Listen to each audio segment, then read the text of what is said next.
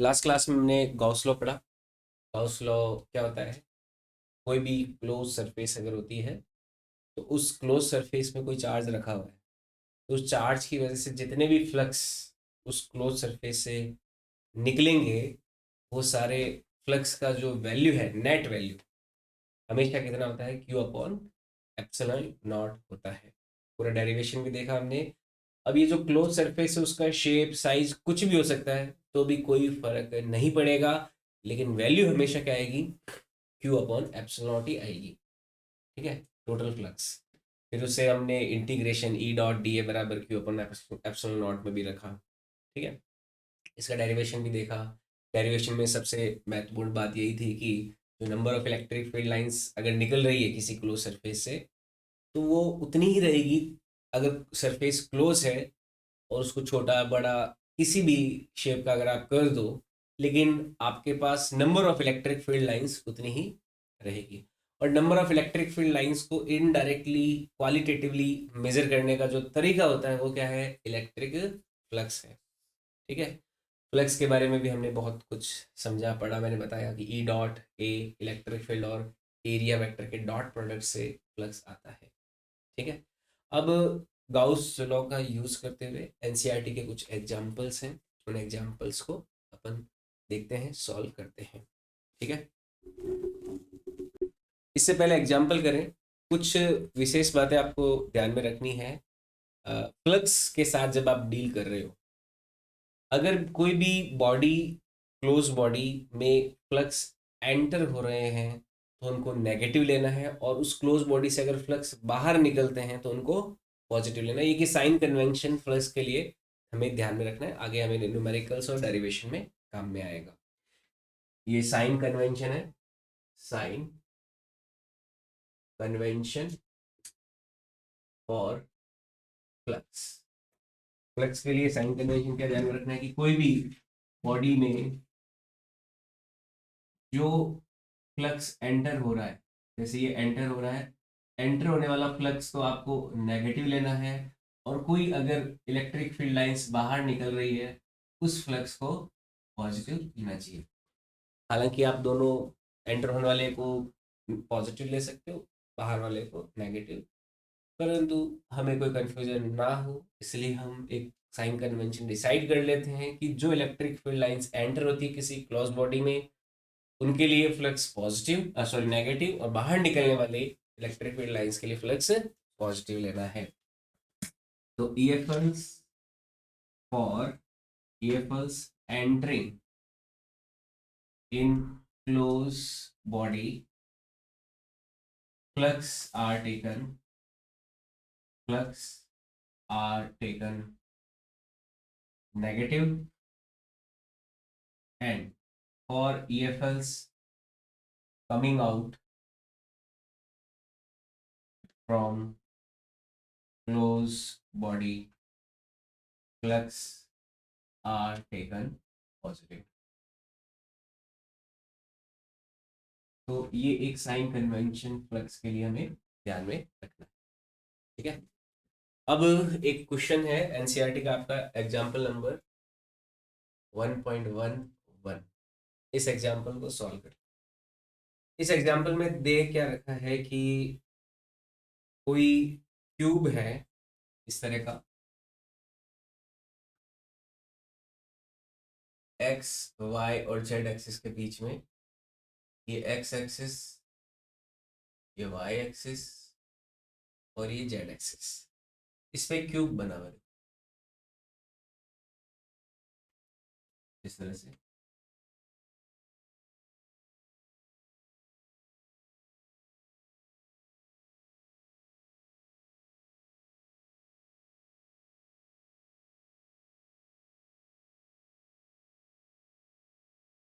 ये क्यूब बना हुआ है।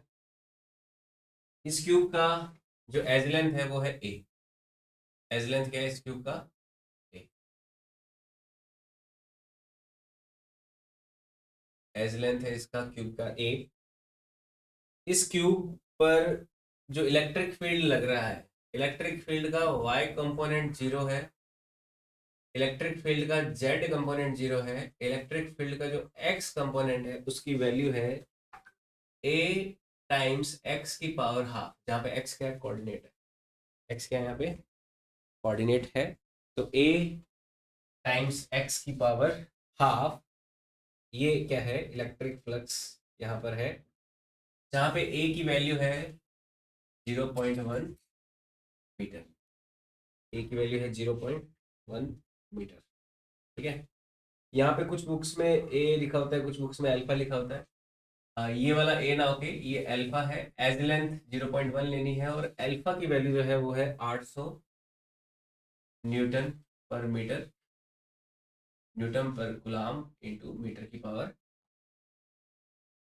ये अल्फा की वैल्यू है यहाँ पे एक्स डायरेक्शन में जो इलेक्ट्रिक फील्ड का कंपोनेंट दे रखा है उसके लिए। हमें कैलकुलेट क्या करना है, कैलकुलेट कैलकुलेट यहाँ पर क्या करना है, सबसे पहला काम हमें कैलकुलेट करना है फ्लक्स थ्रू द क्यूब। पहला कैलकुलेट करना है फ्लक्स थ्रू क्यूब, इस क्यूब से गुजरने वाले फ्लक्स कितने हैं। दूसरा हमें कैलकुलेट करना है the charge with in the cube, the charge with in the cube, इस क्यूब के अंदर चार्ज कितना है। तो ये दोनों चीजें हमें कैलकुलेट करनी है। इलेक्ट्रिक फील्ड केवल एक्स डायरेक्शन में ही मौजूद है, वाई डायरेक्शन में और जेड डायरेक्शन में क्या है, देखो वाई में और जेड डायरेक्शन क्या है, 0 है, कोई इलेक्ट्रिक फील्ड नहीं है। तो जो इलेक्ट्रिक फील्ड लाइंस है वो किधर बनेगी, केवल एक्स डायरेक्शन की ओर ही इस तरह से बनेगी। समझ में आई बात। जो क्यूब है, क्यूब तो वैसे कहाँ पर है, देखो ये एक्स वाई प्लेन में भी है और थोड़ा बाहर जेड प्लेन में भी है, लेकिन जो इलेक्ट्रिक फील्ड लाइन से केवल इन्हीं फेसेस को क्रॉस करेगी। समझ में आई बात। तो हमें नेट फ्लक्स जो है उसकी वैल्यू निकालनी है कि कितना है इस क्यूब से पास होने वाला नेट फ्लक्स। देखो ये एज लेंथ ए है और ये लेंथ भी क्वेश्चन में ए ही दे रखी है कि क्यूब का जो फर्स्ट फेज है वो ओरिजिन से कितना आगे पर है, ए पोजीशन पर ही है। और ई एक्स बराबर अल्फा एक्स की पावर हाफ, इसका मतलब क्या है कि एक्स की कोई भी वैल्यू रख के, एक्स की कोई भी आगे वैल्यू फर्दर रख के आप इलेक्ट्रिक फील्ड का एक्स कंपोनेंट का जो मैग्नीट्यूड है वो निकाल सकते हो। जैसे एक्स की वैल्यू 1 रख दो, 2 रख दो, 3 रख दो, अपन को वैसे चाहिए होगा ए पे और 2 पे इलेक्ट्रिक फील्ड, क्योंकि पहला फेस जहाँ पे इलेक्ट्रिक फील्ड लाइंस एंटर हो रही है वो कहाँ पर है, एक्स बराबर ए पे, और दूसरा फेस जहाँ से इलेक्ट्रिक फील्ड लाइंस बाहर निकल रही है वो कहाँ पर है, एक्स बराबर 2a पर है ना। तो हमें इन दोनों पोजीशंस पे निकालना होगा इलेक्ट्रिक फील्ड पहले तो इसका सॉल्यूशन देखो कैसे करते हैं। हम देखते हैं E एट एक्स बराबर ए, एक्स बराबर ए पे E कितना है, इलेक्ट्रिक फील्ड का एक्स कंपोनेंट हो जाएगा अल्फा ए की पावर हाफ, और इलेक्ट्रिक फील्ड देखते हैं एट एक्स बराबर बी, एक्स बराबर सॉरी 2a पे E एट एक्स बराबर 2a देखते हैं, तो इसकी वैल्यू हो जाएगी ई एक्स, इसको मैं 1 बोल देता हूँ, इसको 2 बोल देता हूँ, ये हो जाएगा ए अल्फा और एक्स की जगह रख देते हैं 2a की पावर हो जाएगा। इसको ऐसे लिख सकते हैं √2, 2 का पावर हाफ बाढ़ लिया तो √2, ये हो गया अल्फा ए की पावर हाफ हो गया। ठीक है, अब अपन फ्लक्स देखते हैं जो एंटर होने वाले हैं। फाई एट एक्स बराबर ए, एक्स बराबर ए पे फ्लक्स कितने एंटर हो रहे हैं, तो मैं उसको फाई 1 बोल देता हूँ। फाई 1 कितना हो जाएगा, एक्स बराबर ए पे इलेक्ट्रिक फील्ड इनटू वहां पे एरिया कितना होगा, इलेक्ट्रिक फील्ड इनटू एरिया क्या होता है, फ्लक्स होता है। तो जो एंटर होने वाले फ्लक्स हैं वो कितने हो जाएंगे, अल्फा ए की पावर हाफ इनटू एरिया कितना है, ए स्क्वायर है, एरिया कितना है अपना, ए स्क्वायर। और ये फ्लक्स एंटर होने वाले हैं इसलिए इनको क्या नाम दे दिया, माइनस दे दिया। ए की पावर हाफ, ए की पावर 2, 2 और हाफ कितना होता है, 5/2 होता है ना। तो एंटर होने वाले फ्लक्स कितने हो गए, माइनस में अल्फा ए की पावर 5/2, इतने फ्लक्स तो एंटर होने वाले हैं। इतनी इलेक्ट्रिक फील्ड लाइंस एंटर होने वाली है।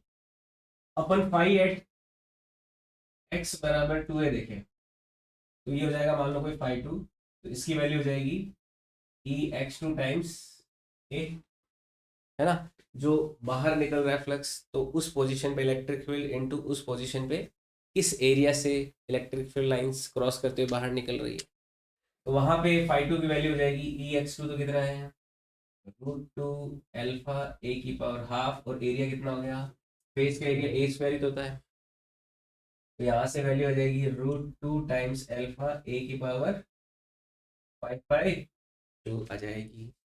ठीक है, तो जो एंटर होने वाले फ्लक्स है वो तो नेगेटिव ले लिए, और बाहर निकलने वाले फ्लक्स पॉजिटिव ले लिए, ले लिया। अब नेट फ्लक्स की वैल्यू निकालनी है अपन को। क्या निकालना है, नेट फ्लक्स का वैल्यू। पहले यहाँ तक एक बार नोट कर लीजिए, फिर यहाँ से आगे अपन नेट फ्लक्स निकालेंगे और नेट चार्ज की वैल्यू भी निकालेंगे। नोट कर लीजिए। देखो यहाँ तक करने के बाद में एंटर होने वाले फ्लक्स निकाल लिए, एग्जिट होने वाले फ्लक्स निकाल लिए, तो इस पूरी बॉडी से जो नेट फ्लक्स होंगे वो क्या होंगे, एग्जिट होने वाले में से एंटर होने वाले माइनस हो जाएंगे। तो net flux from body, net flux from cube, इस क्यूब से नेट फ्लक्स कितने होंगे, तो ये फाई नेट आ जाएगा फाई 1 प्लस फाई 2, तो जो रूट टू अल्फा ए की पावर 5/2 है उसमें से ये घटा दिया अल्फा ए की पावर 5/2, तो ये नेट फ्लक्स की वैल्यू हो जाएगी, जिसकी वैल्यू हो जाएगी root two minus 1 into alpha A की पावर 5/2। ये नेट फ्लक्स का वैल्यू आ जाएगा। थोड़ा कैलकुलेशन जो है टफ होएगा। रूट टू की वैल्यू 1.414 रखना है, -1 अल्फा की वैल्यू 800 रखना है, 8 ए की वैल्यू 0.1 मीटर रखा, उसका पावर 5/2 है, 0.1 का पावर 5/2 है, वो कैलकुलेटर से कैलकुलेट होगा, थोड़ा रफली कैलकुलेट किया जा सकता है, परंतु इसकी जो वैल्यू आएगी फाइनल वैल्यू मैं वो बता देता हूँ आपको, 1.05 आएगी, 1.05। और यूनिट क्या होता है फ्लक्स का, फ्लक्स का यूनिट होता है न्यूटन पर कूलम इंटू मीटर स्क्वायर। ये फ्लक्स का वैल्यू हो जाएगा। ये थोड़ा कैलकुलेटर से कैलकुलेट करना पड़ेगा, पर इसको फाइनली जब कैलकुलेट करते हैं तो इसकी वैल्यू आती है 1.05 इंटू 1.05 न्यूटन मीटर स्क्वायर पर कूलम। ये हो गया पहला सवाल का value, net flux from cube. दूसरा सवाल देखो, दूसरा नेट चार्ज इनसाइड क्यूब। अब देखो ये थोड़ा सोचने वाला सवाल है, डायरेक्ट नहीं है इसका आंसर, कि भाई क्यूब के अंदर चार्ज कहाँ है। क्वेश्चन में बोला हुआ तो नहीं है कहीं पे, क्वेश्चन में कहीं बोला गया है क्या कि क्यूब के अंदर कोई चार्ज है, ऐसा कुछ बोला नहीं गया है। परंतु आप देखिए कि इस क्यूब से नेट फ्लक्स बाहर की ओर निकल रहे हैं ना, हमने एंटर होने वाले और एग्जिट होने वाले फ्लक्स को जब सब्ट्रैक्ट किया तो हमारे पास कुछ ना कुछ फ्लक्स की वैल्यू आई। अगर एंटर होने वाले फ्लक्स बाहर जाने वाले फ्लक्स बराबर होते तो क्या होता, क्यूब के अंदर कोई चार्ज नहीं होता, क्योंकि ओवरऑल फ्लक्स उससे निकलने वाले क्या हो गए, जीरो। क्योंकि फ्लक्स का वैल्यू जो होता है फाई, फाई क्या होता है, फाई बराबर क्या होता है, Q enclosed upon epsilon not होता है ना गाउस लॉ के अकॉर्डिंग। तो ये अगर जीरो होता तो ये भी जीरो होता, परंतु हमने देखा कि जो निकलने वाले टोटल फ्लक्स है क्यूब से वो जीरो ना होके कुछ ना कुछ वैल्यू आई है, कितनी है 1.05 है। यानी कि ये जो इलेक्ट्रिक फील्ड एंटर हो रहा है, क्योंकि आप इसको ऐसे समझिए, एंटर हुई 100 लाइनें, बाहर निकली 200 लाइनें, ऐसा ही कुछ हो रहा है ना। यहाँ पे एंटर ये हुआ, बाहर ये निकला, कुछ बढ़ के ही निकला है, बढ़ के निकला है तो कोई ना कोई अंदर चार्ज होगा जिसने electric field lines extra create की है, अपन को तो वही निकालना है। तो वो जो एक्स्ट्रा क्रिएट हुई है, एक्स्ट्रा कितनी क्रिएट हुई वो अपने डिफरेंस से देख लिया, और वो एक्स्ट्रा किससे क्रिएट हुई होगी, जो अंदर कोई चार्ज रहा होगा उसी से ही। तो यहाँ पे चार्ज अंदर निकालना है, तो जो नेट फ्लक्स होगा उसको किसके बराबर कर दिया, Q enclose upon epsilon not. तो क्यू इनक्लोज की जो वैल्यू आएगी वो आ जाएगी epsilon not times five. Epsilon not की वैल्यू 8.85 इंटू 10⁻12 इंटू ये है 1.05, तो इसकी वैल्यू लगभग 8.8 8.9 के आसपास आ जाएगी, है ना। 8.9.27 इंटू 10⁻12। इन दोनों को मल्टीप्लाई करेंगे तो ये 9.27 इंटू 10⁻⁻12 कूलम्ब। तो इतना चार्ज इस क्यूब के अंदर है, उसी चार्ज की वजह से इस क्यूब से गुजरने वाला नेट फ्लक्स जीरो नहीं हो पाया, कुछ ना कुछ उसकी वैल्यू हमें जरूर मिली है। बड़ा ही इंटरेस्टिंग सवाल है ना, गाउस लॉ का एप्लीकेशन का सवाल है। ठीक है, इसको यहाँ तक नोट कर लीजिए। चलिए आगे बढ़ते हैं। अब अपन गाउस लॉ के एप्लीकेशंस पे जाएंगे। कुछ डेरिवेशंस हैं एनसीईआरटी के, कि कोई इनफाइनाइट चार्ज एक वायर हो, उसकी वजह से उसके आसपास के रीजन में इलेक्ट्रिक फील्ड कितना होगा। कोई इनफाइनाइट लॉन्ग शीट हो, उसकी वजह से उसके आसपास के रीजन में इलेक्ट्रिक फील्ड की वैल्यू कितनी होगी। कोई चार्ज स्फेयर है, स्फेयर हॉलो और सॉलिड दोनों होता है, परंतु अपने बोर्ड लेवल के सिलेबस में केवल हॉलो की वजह से हमें निकालना है। तो चार्ज स्फेयर के आसपास इलेक्ट्रिक फील्ड कितना होगा। ये सारे डेरिवेशंस हम देखेंगे, बोर्ड के हिसाब से बड़े महत्वपूर्ण हैं, ध्यान से समझें इन सभी को। अपन सीखते हैं application of Gauss law. Applications of Gauss law. Gauss law के एप्लीकेशन, पहला एप्लीकेशन है field due to an infinitely long straight uniformly charged wire. पहला एप्लीकेशन ले रहे हैं अपन, electric field due to infinitely charged long straight uniform wire। कोई infinitely charged long straight uniform wire है, इस तरह से इन्फिनिटी तक ये फैला हुआ है, इतना ज्यादा है, और इस पे चार्ज इस तरह से दिखा रहे हैं। कोई इन्फिनिटली लॉन्ग स्ट्रेट वायर है, इस पे चार्ज है, बहुत सारा चार्ज है, बहुत सारा चार्ज है। ठीक है, अब देखो चार्ज कोई लेंथ पे डिस्ट्रीब्यूटेड है, यहाँ पे चार्ज किस पे डिस्ट्रीब्यूटेड है, लेंथ पे। जब लेंथ पे चार्ज डिस्ट्रीब्यूटेड होता है तो उसके लिए हम कौन सी चार्ज डेंसिटी काम में लेते हैं। मैंने 3 तरह की चार्ज डेंसिटीज आपको बताई थी, कि अगर चार्ज लेंथ के अलोंग डिस्ट्रीब्यूटेड हो तो कौन सी चार्ज डेंसिटी ली जाती है, लीनियर चार्ज डेंसिटी ली जाती है। अगर चार्ज सरफेस पे डिस्ट्रीब्यूटेड हो तो सरफेस चार्ज डेंसिटी ली जाती है। अगर चार्ज कोई वॉल्यूम में डिस्ट्रीब्यूटेड है तो वॉल्यूम चार्ज डेंसिटी ली जाती है।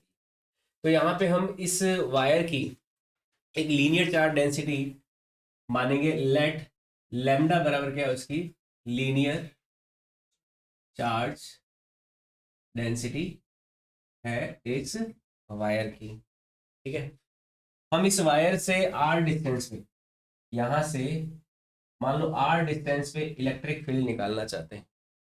ठीक है, इसे निकालने के लिए हम क्या करते हैं, हम एक इस वायर के सराउंडिंग में एक सिलेंडर एज्यूम कर लेते हैं एज ए गाउस सरफेस। हमें कोई गाउस सरफेस एज्यूम करनी पड़ेगी ना।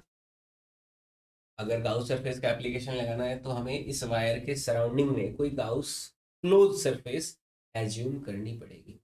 मान लो हम क्या एज्यूम कर लेते हैं, assuming a cylinder of r radius surrounding to wire. इस वायर के सराउंडिंग में आर रेडियस का एक सिलेंडर एज्यूम कर लिया हमने इस तरह का, और इस सिलेंडर की जो लेंथ है मान लीजिए एल है। तो हमने क्या किया यहाँ पे, assuming cylinder of r radius and l length as Gauss surface surrounding to wire. Surrounding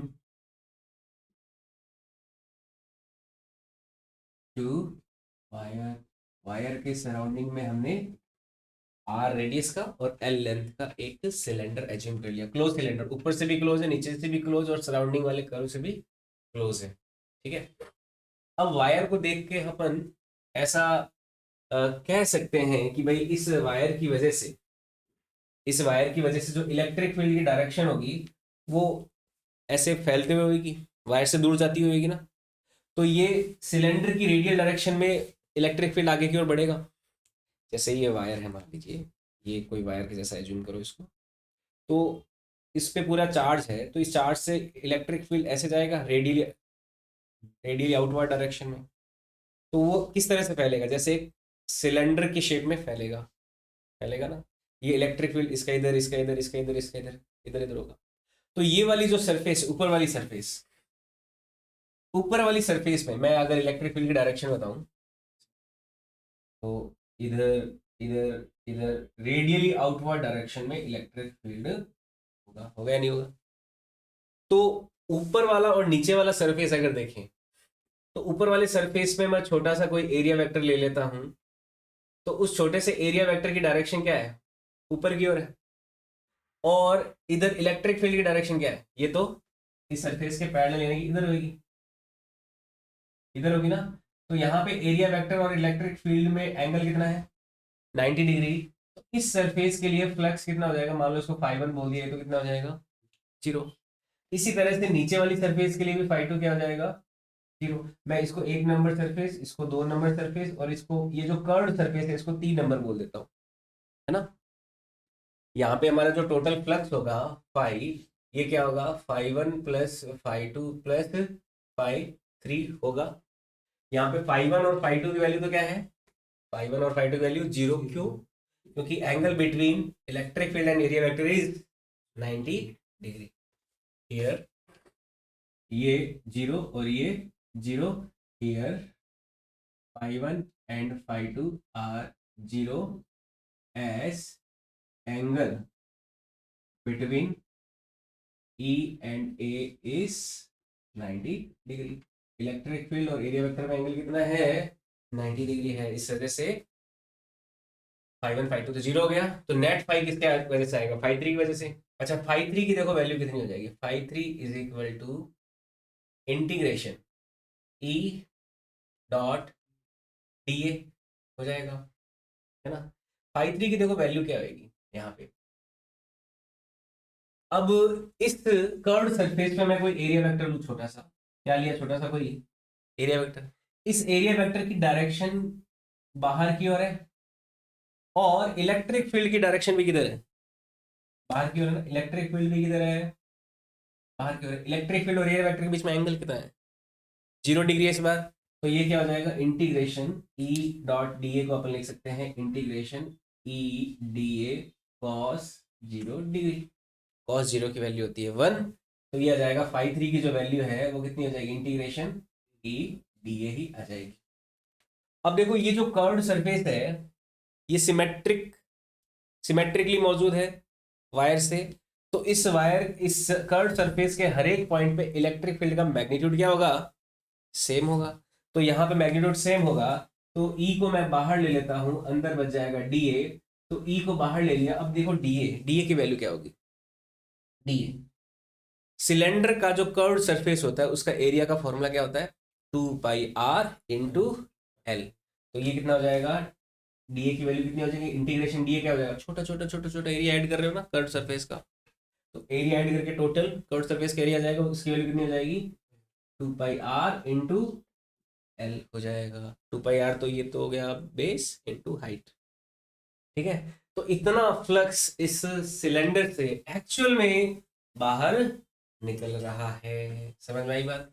अब फ्लक्स जितना बाहर निकलता है, ये तो टोटल फ्लक्स बाहर निकलने वाला हो गया कितना, E इंटू 2πr L। लेकिन हम जानते हैं कि जो टोटल फ्लक्स बाहर निकलता है वो तो क्या होता है, Q इनक्लोज्ड अपॉन में एप्सिलॉन नॉट होता है, as per Gauss law. Gauss law तो क्या कहता है कि जो भी फ्लक्स होता है, जितना फ्लक्स बाहर निकलता है वो किसके बराबर होता है, Q enclosed upon epsilon naught. अब ये तो अपन ने निकाल लिया कितना, E into 2πr into L. Enclosed charge कितना है, इनक्लोज चार्ज अपन को निकालना है, तो देखो लैम्डा अपना लीनियर चार्ज डेंसिटी है। लैम्डा क्या होता है, लीनियर चार्ज डेंसिटी। ये क्या होता है, चार्ज अपॉन लेंथ होता है ना। ये तो पर यूनिट लेंथ का चार्ज होता है ना। अब देखो अपन को इनक्लोज चार्ज लेना है, तो यहां से यहां तक का जो वायर है उसी का ही चार्ज लेंगे। ये वाला और ये वाला चार्ज नहीं लेंगे, यहां से यहां तक के वायर का ही क्या लेंगे, चार्ज लेंगे। तो पर यूनिट लेंथ का चार्ज लैम्डा है, तो इतने लेंथ का चार्ज कितना हो जाएगा, lambda into L, lambda into L. तो इनक्लोज्ड चार्ज कितना है, लैम्डा इंटू एल है, डिवाइडेड बाय क्या हो गया, एप्सिलॉन नॉट कर दिया। एल से देखो एल कैंसिल हो गया, तो ई की वैल्यू कितनी आ गई, lambda upon 2 pi R into epsilon naught आ गया, ये फॉर्मूला आ गया। ठीक है, lambda upon 2 pi R epsilon naught. इसको थोड़ा और सिंप्लीफाई कर सकते हैं, ऊपर नीचे में 2 का मल्टीप्लाई डिवाइड कर देता हूँ, तो ई की वैल्यू आ जाएगी देखो 2 lambda upon 4 pi epsilon naught into r. 1/4 pi epsilon naught कितना होता है, के होता है। तो यहाँ से इलेक्ट्रिक फील्ड का जो फॉर्मूला है वो कितना जाएगा, 2 k लैम्डा अपॉन आर आ जाएगा। तो कोई इनफाइनाइट अगर वायर हो, है ना, बड़ा इंपॉर्टेंट फॉर्मूला, कोई इनफाइनाइट स्ट्रेट यूनिफॉर्म वायर हो, तो उसके उससे आर डिस्टेंस पे जो इलेक्ट्रिक फील्ड की वैल्यू होती है उसका फॉर्मूला कितना होता है, 2 k लैम्डा अपॉन आर होता है। तो ये गाउस लॉ का डेरिवेशन है, which can be asked in your board exams.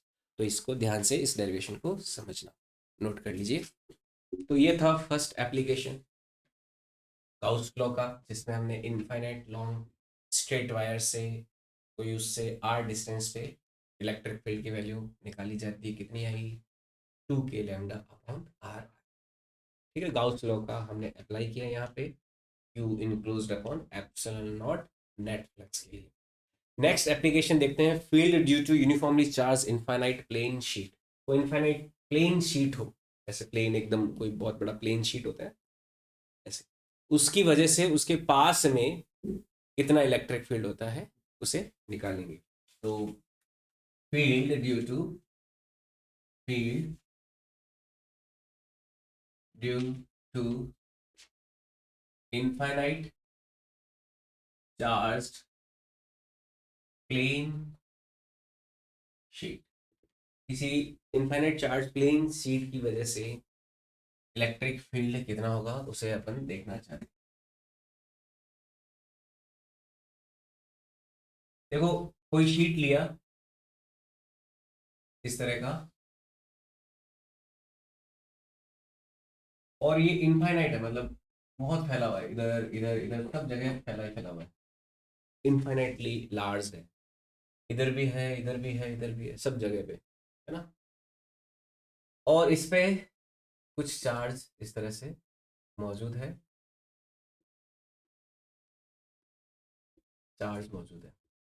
अगर अब यहाँ पे देखो चार्ज कहाँ पे फैला हुआ है, एक एरिया के ऊपर फैला हुआ है ना, जैसे यहाँ पे स्ट्रेट वायर पे लिया तो चार्ज कहाँ फैला हुआ था, एक लेंथ के ऊपर, तो वहां पे हमने लीनियर चार्ज डेंसिटी लैम्डा का यूज किया। यहाँ पे चार्ज किससे फैला हुआ है, एक एरिया के ऊपर, तो हम यहाँ पे चार्ज डेंसिटी कौन सी एज्यूम करेंगे, कौन सी, सरफेस चार्ज डेंसिटी, जिसका सिंबल क्या होता है, सिग्मा होता है। लेट सिग्मा बराबर सरफेस चार्ज डेंसिटी, क्या है, सिग्मा है। और सिग्मा क्या होता है, गुलाम पर मीटर स्क्वायर पर यूनिट एरिया का चार्ज होता है सिग्मा। तो मान लीजिए वो है सिग्मा इस प्लेन सीट के लिए। ठीक है, अब इस प्लेन सीट से यहाँ पर कोई कुछ डिस्टेंस पे हमें मान लो इलेक्ट्रिक फील्ड निकालना है, तो मैं क्या करता हूँ, यहाँ पर देखो एक गाउस सरफेस को एज्यूम किया जाएगा सिमेट्रिक टू दैट सीट, एक गाउस सरफेस एज्यूम करते हैं। तो देखो गाउस सरफेस कैसी है, कुछ इस तरह की गाउस सरफेस अपन एज्यूम कर लेते हैं, एक रेक्टेंगुलर क्यूबॉइड जो होता है ऐसा एक गाउस सरफेस यहाँ पे हमने एज्यूम किया।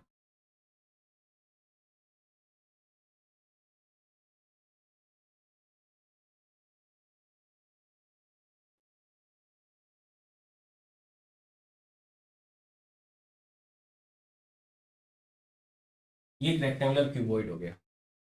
ठीक है, जो इधर से उधर पास हो रहा है ये एक सिमेट्रिक है, यानी इधर जितना है उधर भी उतना ही है। ये वो प्लेन शीट है, और ये शीट इतने एरिया में, देखो इतने एरिया में, यहाँ यहाँ पे इतने एरिया में ये इसको कट कर रही है, इस शीट को कट इतने एरिया में कर रही है। ओके, यहाँ पे ये कट करने वाला पार्ट है। इतने एरिया में। मान लो ये एरिया एस है, ये एरिया क्या है, एस है, क्रॉस सेक्शन एरिया इस गाउस सरफेस का। ये एस है तो ये भी एस होगा, ये एरिया भी एस होगा और ये एरिया भी एस होगा। ठीक है। अब इलेक्ट्रिक फील्ड जो होगा प्लेट से, ये जो शीट है, इस शीट से इलेक्ट्रिक फील्ड की डायरेक्शन किधर होगी, इस तरफ होगी ना। इस सरफेस एरिया पे इलेक्ट्रिक फील्ड मान लो ई है और उसकी डायरेक्शन किधर है, इस तरफ है। प्लेट से हमेशा दूर जाती होगी। इस प्लेट के इस तरफ तो इलेक्ट्रिक फील्ड इस तरफ होगा और प्लेट के उस तरफ इलेक्ट्रिक फील्ड उधर होगा। क्यों? क्योंकि पॉजिटिव चार्ज से इलेक्ट्रिक फील्ड हमेशा दूर जाता हुआ होता है। तो इस सरफेस पे तो इलेक्ट्रिक फील्ड इधर है, इस सरफेस पे इलेक्ट्रिक फील्ड इधर हो जाएगा, होएगा नहीं होएगा, है ना। सरफेस एरिया एस है, इसका भी सरफेस एरिया क्या है, एस है। ठीक है। और ये जो गाउस सरफेस हमने एज्यूम किया है, यहाँ पे हमने गाउस सरफेस कैसे एज्यूम किया है, एक रेक्टेंगुलर क्यूबॉइड एज्यूम किया है, assuming rectangular cuboid as Gauss surface. ठीक है, ये गाउस सरफेस है, ये एरिया एस है, ये एस है, ये भी क्रॉस सेक्शन एस है। अब देखो जितने फ्लक्स पास होंगे, फ्लक्स कहाँ कहाँ से पास होंगे, यहाँ से पास होंगे, यहाँ से पास होंगे, और ये जो बाहर वाला एरिया है ऐसे, ये वाला एरिया यहाँ से भी पास होंगे ना। लेकिन अगर इस वाले पार्ट पे देखें तो एरिया वेक्टर किधर है, ऊपर की ओर है ना एरिया वेक्टर, यहाँ पे। और इलेक्ट्रिक फील्ड किधर है, इस तरफ है। तो यहाँ पे एंगल कितना है, 90 डिग्री। तो जो सराउंडिंग वाला ये पार्ट है उससे फ्लक्स कितना गुजरेगा, 0 गुजरेगा। जो गुजरेगा फ्लक्स किससे गुजरेगा, इससे और इससे ही गुजरेगा। क्योंकि हमें पूरी क्लोज सरफेस जो होती है उससे गुजरने वाला टोटल नेट फ्लक्स कैलकुलेट करना होता है। हमारा इस फेस का, इस क्यूबॉइड के इस फेस का और इस फेस से ही क्या होगा, फ्लक्स गुजरेगा। ये और पीछे वाला जो फेस है, इन फेसेस से फ्लक्स नहीं गुजरेगा, है ना।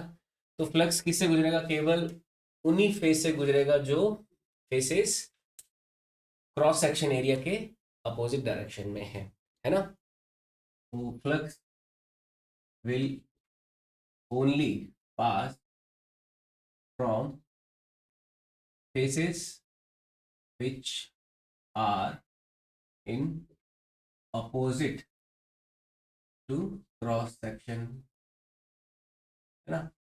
जो क्रॉस सेक्शन कट है, जहां से क्रॉस सेक्शन कर रहा है ये क्यूबॉइड, इसको क्रॉस कर रहा है, उसके अपोजिट फेस से ही क्या गुजरेगा, फ्लक्स गुजरेगा।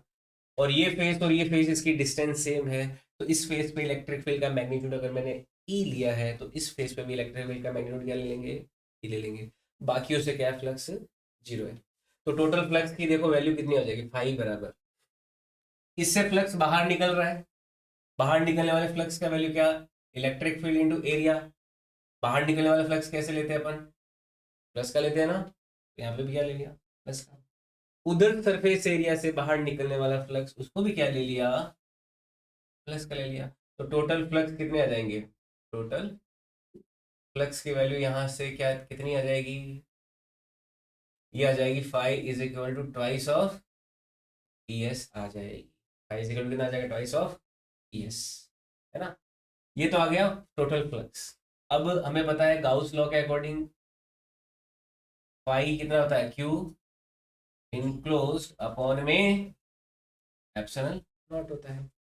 क्यू इनक्लोज्ड कितना, क्यू इनक्लोज्ड में अपन को केवल यही तो चार्ज लेना है, ये बाहर वाला चार्ज शीट का थोड़ा काम आएगा। इनक्लोज में तो इस गाउस सरफेस के अंदर चार्ज कितना है, देखो इतना इतना ही तो चार्ज है। अब इतने इतने चार्ज की वैल्यू निकालनी है तो ये किसके बराबर हो जाएगी, सिग्मा इंटू एरिया। सिग्मा क्या, पर यूनिट एरिया का चार्ज है। तो एस एरिया का चार्ज कितना हो जाएगा, सिग्मा इंटू एस। तो यहाँ पे हियर क्यू इनक्लोज्ड बराबर कितना हो जाएगा, सिग्मा इंटू एस हो जाएगा। तो इसका मतलब पाई बराबर कितना है, ट्वाइस ऑफ ई एस है, बराबर क्यू इनक्लोज कितना हो गया, सिग्मा इंटू एस अपॉन में एप्सिलॉन नॉट। एस है एस कैंसिल, यानी कि इलेक्ट्रिक फील्ड की वैल्यू कितनी आ जाएगी, सिग्मा अपॉन 2 एप्सिलॉन नॉट आ जाएगी। तो कोई इनफाइनाइट चार्ज अगर शीट है तो उस इनफाइनाइट चार्ज शीट की वजह से उसके जस्ट पास में इलेक्ट्रिक फील्ड की वैल्यू कितनी होती है, सिग्मा अपॉन 2 एप्सिलॉन नॉट होती है। क्या ये वैल्यू इस शीट से डिस्टेंस पे डिपेंड कर रही है? नहीं कर रही। नहीं कर रही ना, कोई यहाँ से कुछ आर वैल्यू वगैरह कुछ आ रहा है क्या? शीट के जस्ट पास में इलेक्ट्रिक फील्ड कितना होगा, सिग्मा अपॉन 2 एप्सिलॉन नॉट होगा। किस पे डिपेंड कर रहा है? Only depend upon sigma and epsilon not, केवल और केवल सरफेस चार्ज डेंसिटी पे और मीडियम की परमिटिविटी, इन दो पे ही डिपेंड कर रहा है। समझ में आई बात? ठीक है। तो ये फॉर्मूला इनफाइनाइट चार्ज शीट की वजह से है, जो गाउस के माध्यम से अपने ड्राइव किया। नोट कर लीजिए। यहाँ पे एक और चीज ध्यान रखना, अगर इसको मैं वेक्टर फॉर्म में लिखना चाहूँ इलेक्ट्रिक फील्ड को, तो देखो मैग्नीट्यूड तो सिग्मा अपॉन एप्सिलॉन नॉट है, लेकिन डायरेक्शन क्या है? इस प्लेन के परपेंडिकुलर डायरेक्शन में ना। तो इसको मैं डायरेक्शन दूं तो मैं एन कैप दे देता हूं। यहाँ पे एन कैप क्या है? Unit vector perpendicular to sheet, है ना। यहाँ पे एन कैप क्या है? Unit vector perpendicular to sheet. ये जो शीट है, इस शीट के परपेंडिकुलर डायरेक्शन में यूनिट वेक्टर है। नोट कर लीजिए ये। चलो आगे लेते हैं। अब एक लास्ट डेरिवेशन आपके बोर्ड के सिलेबस के हिसाब से, कोई अगर चार्ज स्फेयर हो, जैसे हमने एक वायर लिया, एक इनफाइनाइट चार्ज शीट लिया, अब लेते हैं field due to charge sphere. और चार्ज स्फेयर कैसा है? हॉलो है, ठीक है।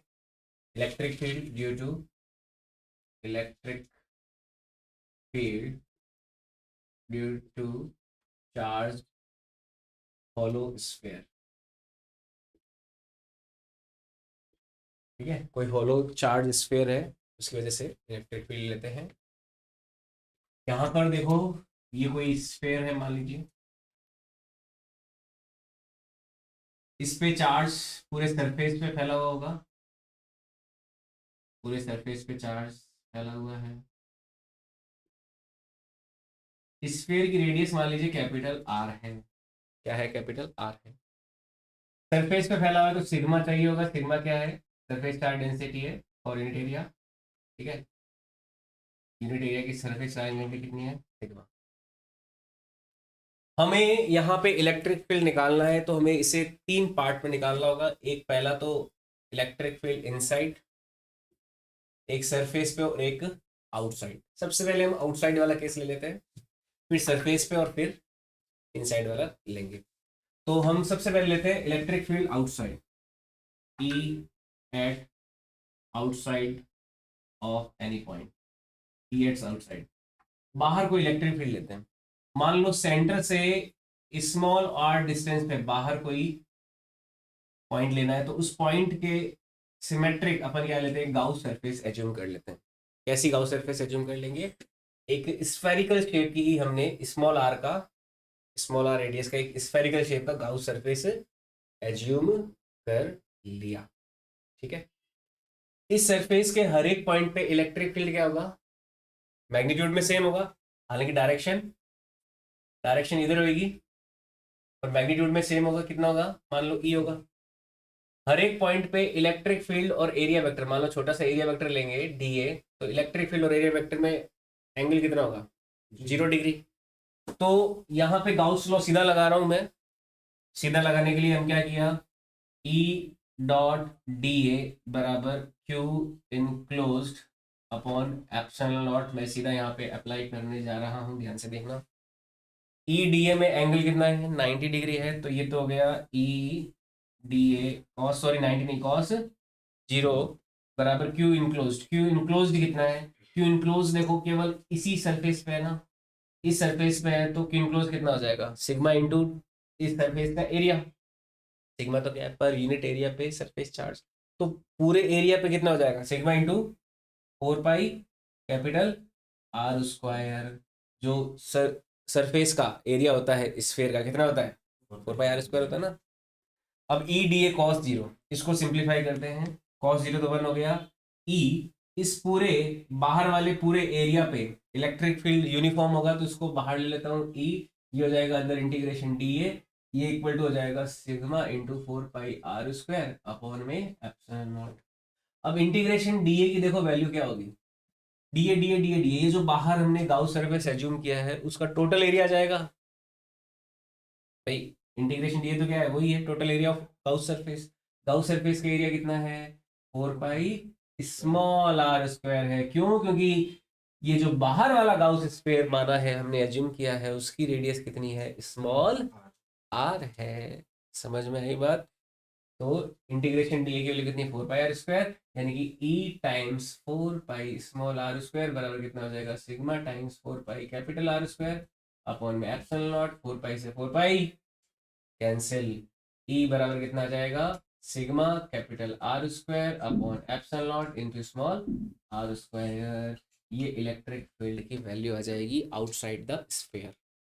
ठीक है, नेक्स्ट केस इसमें क्या हो सकता है, E at surface, E at surface. तो सरफेस पे निकालना है तो इसके लिए स्मॉल आर कितना हो जाएगा, कैपिटल आर के बराबर ही तो हो जाएगा। तो एट स्मॉल आर बराबर कैपिटल आर, तो स्मॉल आर कैपिटल आर की वैल्यू बराबर रखेंगे तो आर स्क्वायर कैंसिल हो जाएगा। तो ई की वैल्यू कितनी हो जाएगी, सिग्मा अपॉन एप्सिलॉन नॉट आ जाएगी। ये आ गया किस पे, सरफेस पे इलेक्ट्रिक फील्ड का वैल्यू कितना, सिग्मा। बाहर कितना है, sigma R square upon epsilon naught R square, 1/r² principle को फॉलो कर रहा है। जैसे जैसे आर बढ़ेगा ई की वैल्यू कम होगी। सरफेस पे कितना है, सिग्मा अपॉन एप्सिलॉन नॉट है। अब तीसरा केस लेते हैं, E inside the sphere, E inside sphere. ये बड़ा इंटरेस्टिंग है।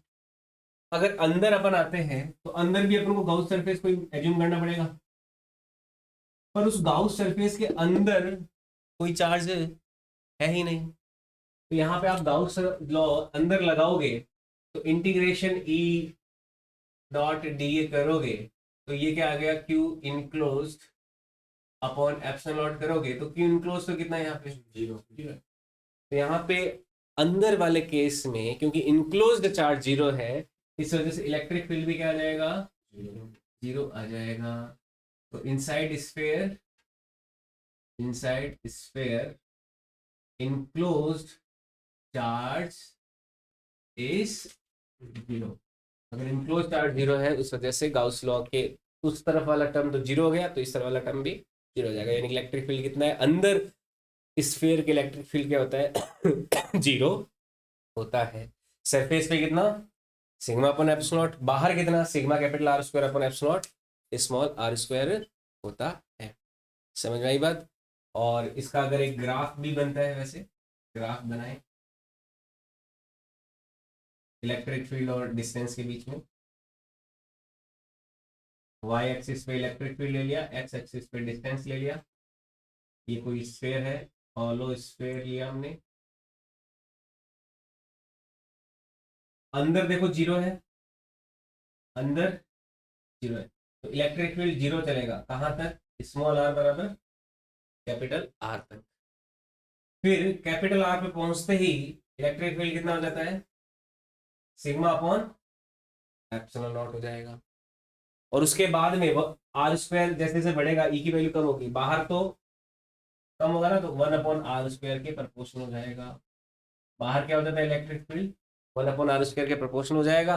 तो यहाँ तक तो देखो 0 रहेगा, फिर बढ़ेगा अचानक सिग्मा अपॉन एप्सिलॉन नॉट, फिर अचानक गिरना शुरू होगा। ठीक है, तो ये इसका ग्राफ है इलेक्ट्रिक फील्ड के वेरिएशन का किसी स्फीयर के लिए। समझ में आई बात। ठीक है, तो ये आपके इस फर्स्ट चैप्टर के जो डेरिवेशन है सारे वो यहाँ पे पूरे हो जाते हैं। इसमें एक क्वेश्चन है, एग्जाम्पल है 1.13, वो आप एक बार ट्राई करना वरना उसको अपन डिस्कस करेंगे। ठीक है, तो ये एनसीईआरटी लेवल का पूरा चैप्टर है इलेक्ट्रोस्टैटिक का। आपके बोर्ड को ध्यान में रखते हुए मैंने सारे ये डेरिवेशंस और न्यूमेरिकल्स करवाए हैं। कॉम्पिटिटिव एग्जाम में तो बहुत ज़्यादा होता है, बहुत सारे डेरिवेशंस होते हैं। गाउस इसके हॉलो के भी, फिर सॉलिड स्फीयर का भी केस आता है, कंडक्टर नॉन कंडक्टर, कई सारे केसेस आते हैं जो अपन ने, जो हमारी मेन क्लास चल रही थी कंपटीशन की तैयारी की उसमें लिखा था। अब ये कुछ स्पेशल बोर्ड स्पेसिफिक क्लासेस अपन ले रहे हैं जिसमें केवल बोर्ड पे फोकस जो चीज़ें हैं वही कर रहे हैं, ताकि अभी जो आने वाले बोर्ड का एग्जाम है उस पर हम बहुत अच्छा कर सकें।